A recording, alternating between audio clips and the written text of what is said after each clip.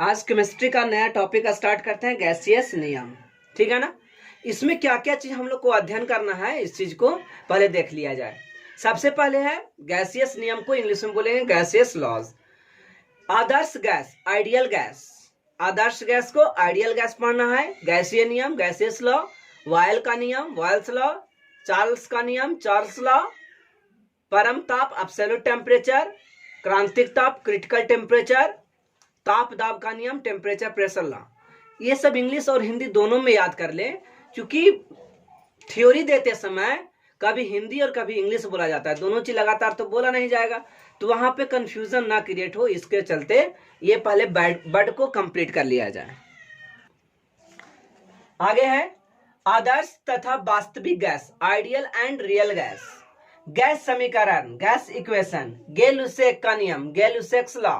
Dalton का आंशिक दाब, Dalton's law of partial pressure. Graham का विसरण नियम, ग्राहम्स लॉ ऑफ डिफ्यूजन। गैसों में आणविक गति दो टाइप्स का होता है, वर्ग माध्य मूल वेग, root mean square velocities, and आणविक प्रायिकता वेग, मोस्ट प्रोबेबल वेलोसिटीज। देखिए, इसे वीडियोस को पॉज करके और सारे वर्ड को आप याद कर लें, हिंदी और इंग्लिश दोनों में। अब टॉपिक स्टार्ट करते हैं। आइडियल गैस इक्वेशन यानी आदर्श गैस। आइडियल गैस क्या होता है?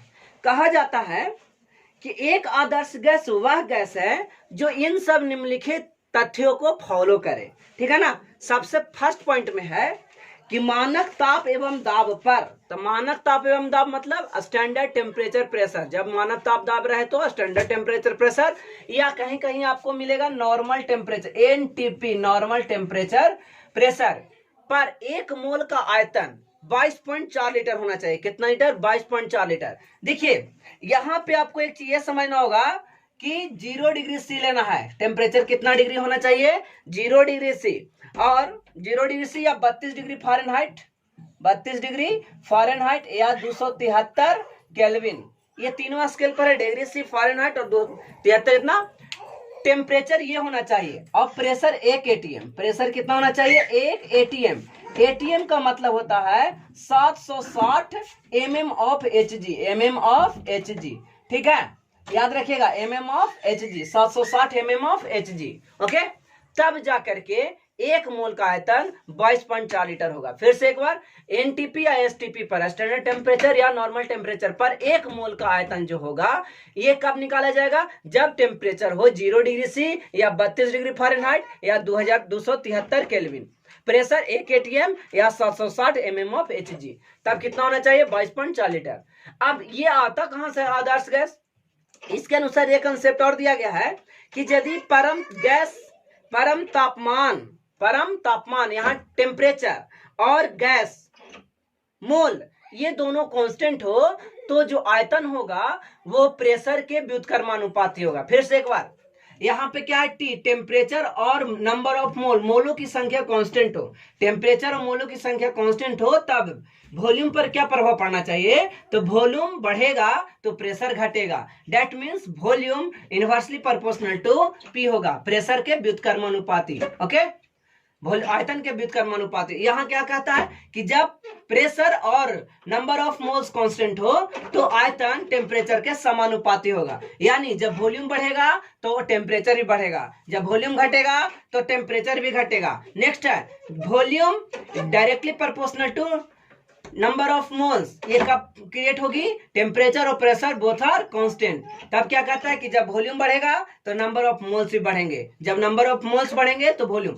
अब तीनों इक्वेशन को हम लोग ले लिए एक तरफ, तो यहाँ पे देखिए क्या कहता है? पीवी बराबर एनआरटी हो जाएगा। क्या हो जाएगा? पीवी बराबर एनआरटी। पी क्या है? दैट मीन्स प्रेशर यानी दाब, भी क्या है? वॉल्यूम यानी आयतन, एन क्या है? नंबर ऑफ मोल, मोलों की संख्या, आर क्या है? गैस कांस्टेंट, और टी क्या है? टेम्परेचर, सिर्फ केल्विन स्केल पर लेना है। ठीक है, तो ये सब रूल्स को फॉलो करें तब आदर्श गैस इक्वेशन हो जाएगा पीवी बराबर एनआरटी। यानी सारी पॉइंट भूल जाइए, इस पॉइंट को याद कीजिए, पीवी बराबर एनआरटी। यहां से बहुत सारे न्यूमेरिकल बनने वाले हैं। आइडियल गैस इक्वेशन में क्या देखे थे कि एक भी डायरेक्टली इनवर्सली प्रोपोर्शनल 1/p, भी डायरेक्टली प्रोपोर्शनल t, और भी directly proportional number of moles. तो ये तीन इक्वेशंस हैं, फर्स्ट इक्वेशन, सेकंड इक्वेशन और ये थर्ड इक्वेशन। ओके, वो तीनों इक्वेशन को हम लोग एक तरफ लिखते हैं, नहीं मल्टीप्लाई कर देते हैं, तो v हो जाएगा एक तरफ। यहां से क्या मिलने वाला, v directly proportional 1/p into T into N. यहां से क्या मिलेगा, v बराबर tn/p। यहां से क्या मिलेगा, pv directly proportional nt। Okay, that implies pv proportionality constant को हटाने के लिए एक गैस कांस्टेंट यूज करते हैं, PRNT। तो यहां से हो गया PV बराबर nRT। ये कहां से इक्वेशन आया, आप लोग को इस तथ्य को समझ लेना चाहिए। ओके, आदर्श गैस इक्वेशन में हम लोग अभी प्रूव कर दिए थे PV बराबर nRT, PV बराबर nRT। यहां से मान लिया जाए प्रेशर ले लिया गया एक एटीएम, क्या ले लिया गया, एक एटीएम, यानी 760 mm of Hg, 760 mm of Hg, या डायरेक्ट यहां से क्वेश्चन ये रहता है 76 सेंटीमीटर ऑफ Hg, एक ही बात है, ठीक है ना। तो भी वॉल्यूम निकालना है कि वॉल्यूम कितना लीटर होगा, ठीक है ना। ए नंबर ऑफ मोल, एक मोल, मोलों की संख्या कितना ले लिए, एक मोल। आर बराबर होता है 0.0861, 61 नहीं 21 होता है, ठीक है, 0.0821। और टेम्परेचर 0 डिग्री सी, तो डिग्री सी में नहीं लेना है, हमेशा क्या लेना है, केल्विन में लेना है। तो हो जाएगा 273 केल्विन। ओके, अब इस प्रकार से हम लोग इससे जब पूरा कैलकुलेट करते हैं तो यहाँ पे हमें मिलने वाला, इस इरेज करता हूं इधर, क्या मिलने वाला है, PV बराबर nRT, यहां से V बराबर nRT/P, नंबर ऑफ मोल 1 मोल, और 0.0821, और टेम्परेचर 273। ओके, प्रेशर कितना आ रहा है, एक एटीएम। यहां से क्या मिलने वाला है, ये दोनों को जब मल्टीप्लाई करेंगे तो 22.4 लीटर प्रूफ हो गया, ठीक है ना, कि वॉल्यूम होगा 22.4 लीटर। एक मोल का वॉल्यूम कितना होगा, 22.4 लीटर वॉल्यूम होगा। यहाँ हम लोग कैलकुलेट किए, जब आदर्श गैस इक्वेशन हो फिर एनआरटी, तो यहाँ पे वॉल्यूम क्या होगा, 22.4 लीटर। डायरेक्ट यहाँ से क्वेश्चन ही पूछ ली जाती है। यहाँ कहता है वाल्स का नियम, कहता है किसी स्थिर ताप पर, यानी ताप को स्थिर रखना है, ठीक है ना। यहाँ पे मैं ताप को कांस्टेंट कर देता हूं। ओके, किसी ताप को निश्चित और स्थिर ताप पर किसी निश्चित द्रव्यमान की, यानी द्रव्यमान भी फिक्स है, मास भी, दोनों कांस्टेंट है।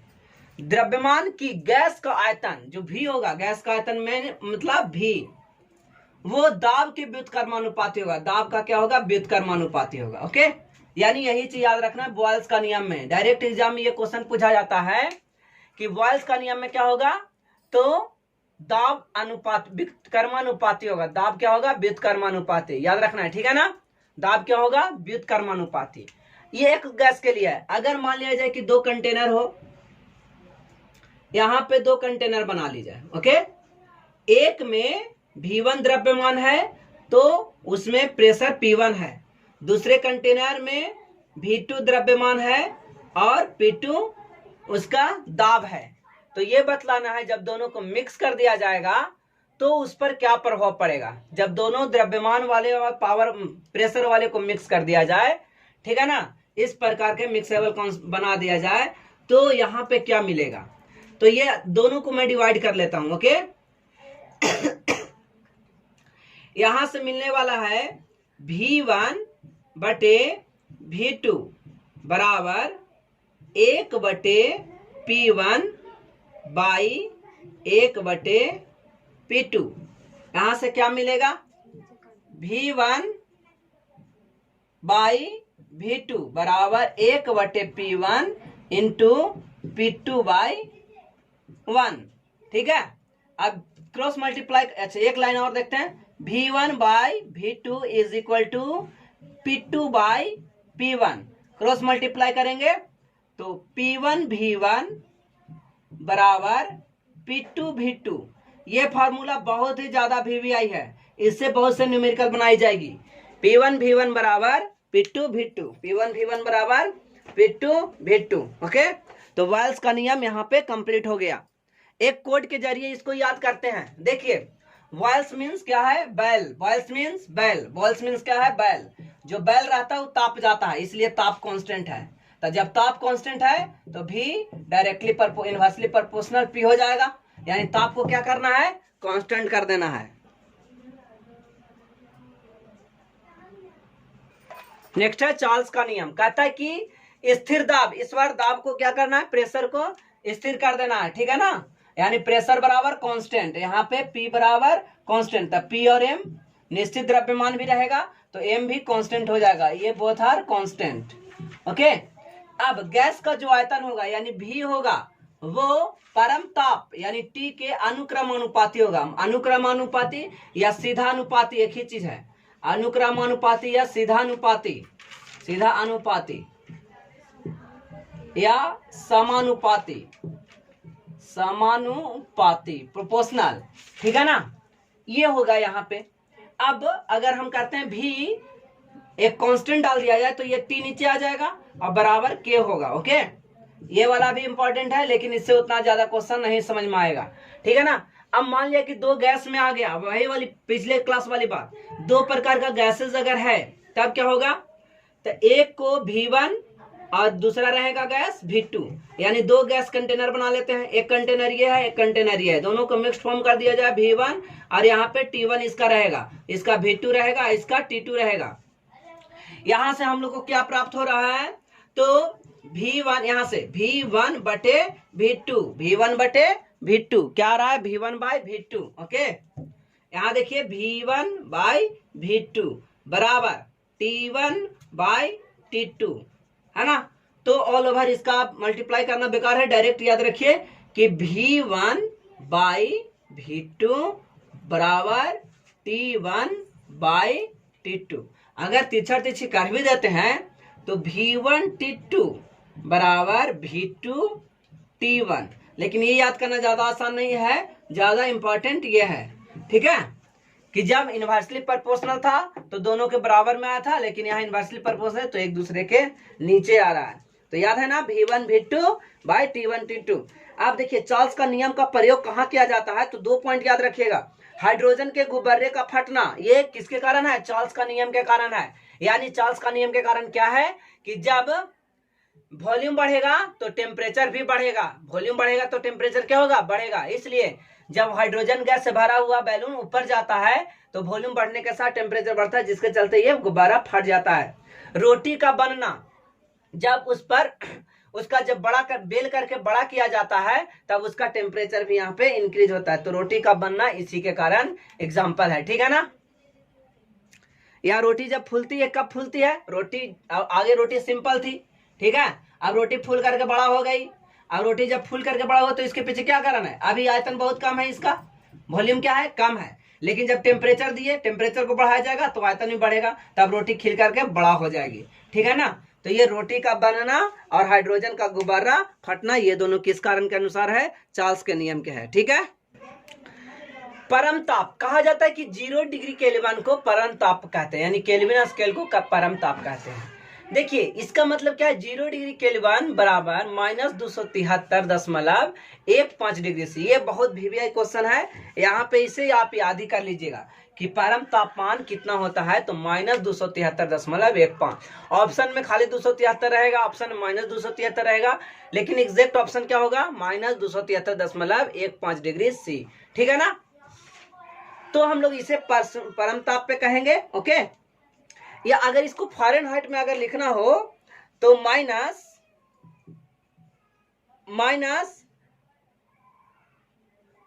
459.76 डिग्री फ़ारेनहाइट, ये फ़ारेनहाइट स्केल पर है। ओके, यानी कहा जाता है कि इतना डिग्री से कम तापमान संभव नहीं है, ठीक है ना, इसीलिए इसको परम तापमान कहा गया है। लेकिन केल्विन निकालने के लिए, परम ताप निकालने के लिए क्या करते हैं, जितना डिग्री सी दे दिया जाए, 25 डिग्री सी दे दे तो यहाँ लिखिए 25 में 273 जोड़ दीजिए तो वो केल्विन में चेंज हो जाएगा। ओके, तो ये परम ताप हम लोग यहाँ पे कंप्लीट कर लिए।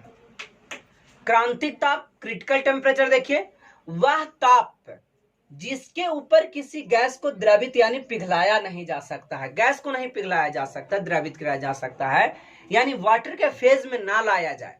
ठीक है, गैस को लिक्विड यानी लिक्विफाइड ना किया जाए। जैसे आप एलपीजी में देखते हो कि गैस जो होता है उसको किस फॉर्म में लाया जाता है, द्रवित के फॉर्म में, पानी जैसा लाया जाता है। ठीक है ना, तो द्रवित नहीं किया जा सकता है तो उसे क्रांतिक ताप कहते हैं। फिर से एक बार देखिए, वह टेम्परेचर को बढ़ाते रहिए, टेम्परेचर जिसके ऊपर, इससे ज्यादा ऊपर किसी गैस को द्रवित नहीं किया जा सकता, यानी कि एक फिक्स टेम्परेचर पर अब ज्यादा वो द्रवित नहीं किया जा सकता है। यानी टेम्परेचर नीचे रहेगा तो द्रवित होगा, आप टेम्परेचर को बढ़ा देंगे तो वह पिघलेगा नहीं, यानी कि पानी के लिक्विड के फॉर्म में यानी लिक्विफाइड के फॉर्म में नहीं होगा, तो उसे क्रांतिक ताप कहते हैं। देखिए, गैस सिलेंडर में जो द्रवीभूत किया रहता है तो वहां गैस सिलेंडर बहुत ही ठंडा रहता है। ठीक है ना, वो ज्यादा ज्वलनशील, जितना ही ज्यादा ज्वलनशील पदार्थ होता है उतना ही वो अपने न जलने पर वो क्या होता है, उतना ही ज्यादा वो ठंडा होता है। जैसे पेट्रोल कभी आप मोटरसाइकिल का टंकी सब छू करके देखिए, गर्मी के दिन में भी सिलेंडर पर बैठ करके या छू करके देखिए तो आपको सिलेंडर बहुत ही ठंडा नजर आएगा जब सिलेंडर में गैस हो। ठीक है ना, तो द्रवित नहीं किया जा सकता, उसको हम क्या कहेंगे, क्रांतिक ताप कहेंगे। अगला है ताप दाब का नियम। इसमें क्या कहता है कि वॉल्यूम और मास को यदि आप निश्चित रखते हो तो निश्चित द्रव्यमान का दाब यानी उसका जो प्रेशर होगा वो डायरेक्टली प्रोपोर्शनल टेम्परेचर का होगा परम ताप का डायरेक्टली प्रोपोर्शनल। अब P बटे T बराबर हम लोग प्रोपोर्शनलिटी कांस्टेंट के ले सकते हैं। ओके, तो यहाँ क्या हो गया, दाब में P डायरेक्टली प्रोपोर्शनल T। आदर्श तथा वास्तविक गैस, ये पॉइंट याद कीजिए। ठीक है ना, कहता है कि आदर्श गैस जो होता है वो ताप एवं दाब सभी परिस्थितियों में पालन करता है, चाहे ताप कितना भी कम हो या कितना भी ज्यादा हो, दाब कितना भी कम हो या कितना भी ज्यादा हो, यानी ताप और दाब पर वो पालन नहीं करता, कैसा भी हो वो सभी परिस्थितियों में पालन करता है। आदर्श गैस काल्पनिक होती है, बहुत वीवीआई पॉइंट है कि आदर्श गैस कैसा होता है, काल्पनिक होती है। लेकिन वास्तविक गैस में एक चीज आप देखेंगे, उच्च ताप होना चाहिए। कैसा ताप, उच्च ताप, हाई टेम्परेचर, और लो प्रेशर, कम दाब होना चाहिए। हाई टेम्परेचर और लो प्रेशर होगा तब वास्तविक गैस फॉलो करेगा। ओके, देखिए अब गैस इक्वेशन हम लोग कैसे लिखेंगे। गैस इक्वेशन लिखने के लिए दो हम लोग रूल्स पढ़े थे। एक रूल्स था बॉयल्स का नियम, दूसरा चार्ल्स का नियम, जिसमें क्या था, V डायरेक्टली प्रोपोर्शनल, अच्छा 1/P और V inversely proportional, sorry directly proportional T। ठीक है ना, V इनवर्सली प्रोपोर्शनल 1/P और डायरेक्टली प्रोपोर्शनल T। यहां से दोनों को अगर कंबाइंड कर दिया जाए तो मिलने वाला जो तथ्य होता है वो क्या होगा, तो V डायरेक्टली प्रोपोर्शनल P/T मिलेगा। ओके, यानी अगर प्रोपोर्शनलिटी कांस्टेंट यहां पे लगाते हैं V और T, इधर क्या आ जाएगा, P, उल्टा हो गया, V डायरेक्टली प्रोपोर्शनल T/P होगा, है ना। तो PV बराबर यानी PV directly proportional to T। यहां से क्या मिल रहा है, VP बराबर RT। R क्या है, गैस कांस्टेंट। यहां पे जो गैस कांस्टेंट लिया गया है वो गैस कांस्टेंट जो लिया गया है यानी R बराबर क्या होगा, तो 0.021 अगर लेते हैं 0.0821 तो इसका यूनिट क्या होगा ये आप सीखिए। एक बार पॉलिटेक्निक 2012 में क्वेश्चन पूछा था गैस कांस्टेंट R का यूनिट क्या होगा, तो यहां से PV बराबर nRT, पिछले क्लास में PV बराबर nRT, यानी V यहाँ R हमको निकालना है, तो nRT बाय P बराबर PV, तो यहां से n बराबर PV by RT, sorry R बराबर NT।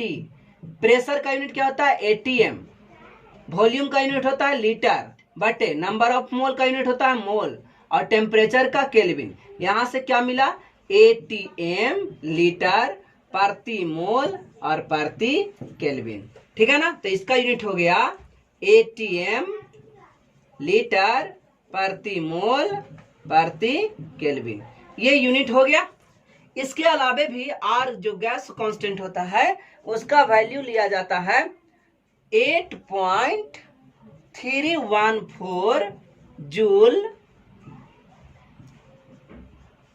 84 जूल प्रति केल्विन प्रति मोल प्रति केल्विन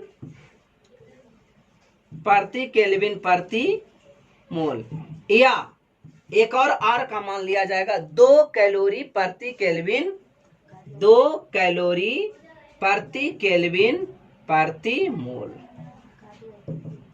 ठीक है ना? ठीक है, तो यहां तक ये कंप्लीट हो गया। अब देखिए इस प्रकार यहां से हम लोग को क्या मिला, जब 2 कंटेनर ले लिया जाएगा उसी प्रकार से जब 2 कंटेनर लेंगे तो पीवी और टी के साथ रिलेशन आएगा। वो रिलेशन जो यहाँ पे आने वाला है, ठीक है ना, वो कैसा होगा, अगर 2 कंटेनर ले लिया जाए, ओके, यानी यहाँ है V1 P1 और T1, यहाँ है V2 P2 और T2। अब दोनों को डिवाइड कर देते हैं तो क्या मिलने वाला है? ठीक है, यहां से हम लोग को मिल रहा है क्या, इस इक्वेशन को ध्यान में रखिए। यहाँ पे तो V1 P1 और जो है वो गैस कांस्टेंट है तो R एज इट इज रह जाएगा, और T1 डिवाइडेड बाय दोनों को, जैसे हम लोग पिछले क्लास में निकाले थे, P2 V2 या V2 P2 और जो कहते हो, और यहाँ पे T2, R से R कट गया, क्या मिला, P1 V1 बटे यह वाला इधर, यहां से यहां ले आ सकते हैं, T1 बराबर ये वाला इधर जाएगा P2 V2 बटे T2। ये इक्वेशन याद रखिए, यहां से बहुत सा क्वेश्चन बनता है। गैस समीकरण यही है, P1 V1 बटे T1 बराबर P2 V2 बटे T2।